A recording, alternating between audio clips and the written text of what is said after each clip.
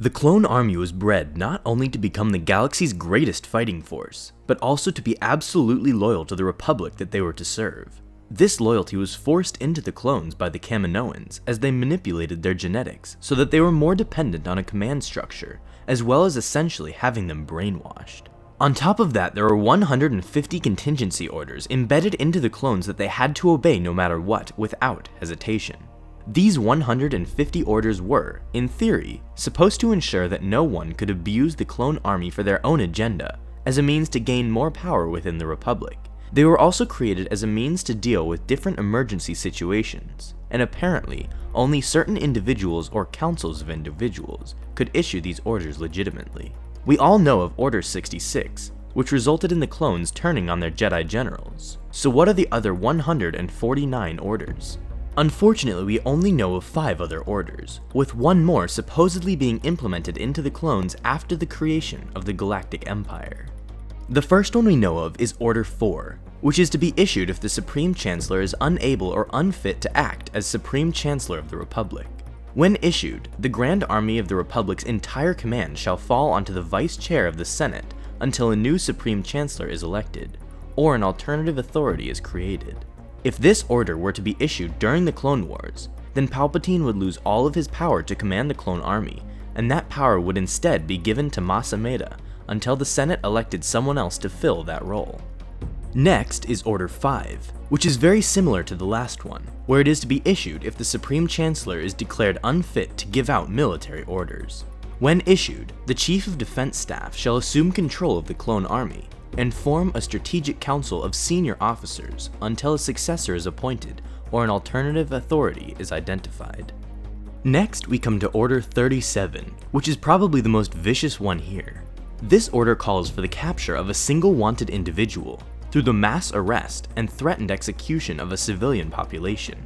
If the wanted individual is not turned over to the authorities by the population he or she is being protected by, then the arrested civilians were to be executed as a consequence. The order then called for a disposal of the civilians' bodies without them ever being traced back to their families, as well as having all communications for the local system suppressed for the month, while authorities tried to pretty much cover up the act.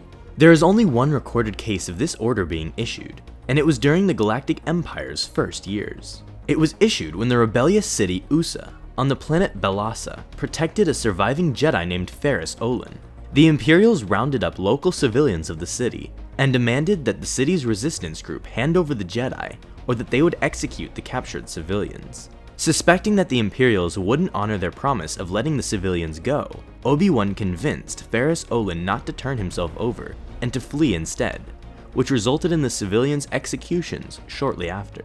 Also, this was apparently only supposed to be used as a last resort, and only on civilians that were a part of the city or planet that was resisting.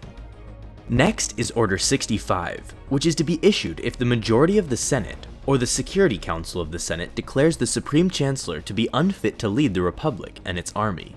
Once this order is issued, the clones were to arrest the Chancellor and if necessary kill him. Once he is either arrested or killed, an acting Chancellor was to assume command of the army until the Senate appointed a new leader to take control.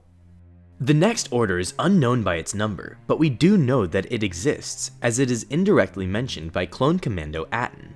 Apparently this order calls for the complete destruction of a key Republic world if it were to switch sides during the war and align with the Separatists. We assume this is done as a means to reduce the damage if a vital world were to switch sides and aid the Separatists by preventing them from gaining all the resources and infrastructure of the planet. Either that, or the order is more of a scare tactic used by the Republic to strongly discourage worlds from betraying it. Then we have the assumed Order 151. A few months after the creation of the Galactic Empire, Darth Vader suspected that Emperor Palpatine may have implemented a new order to the clones as a means to have them kill him if he were to betray his master. Trying to get an answer to his suspicions, Vader asked a clone trooper this very question. The clone didn't give a very direct answer, saying that even if there were such an order, he would not have the authority to reveal it to him. Seeing the hesitation in the clone and his inability to answer the question was enough for Vader to confirm his suspicions. Not wanting the Emperor to be reported of this interaction between him and the clone, Vader killed the clone commander by force choking him and throwing him off a cliff. And finally, we have Order 66, which many of you already know.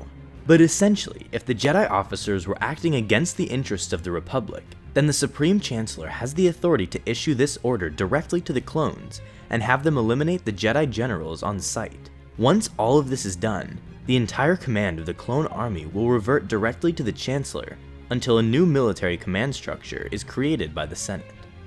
So those are all the orders that we know about. What do you guys think the other 100 plus orders are? Let us know in the comments below. Thanks for watching this video. Be sure to subscribe for more videos like this one.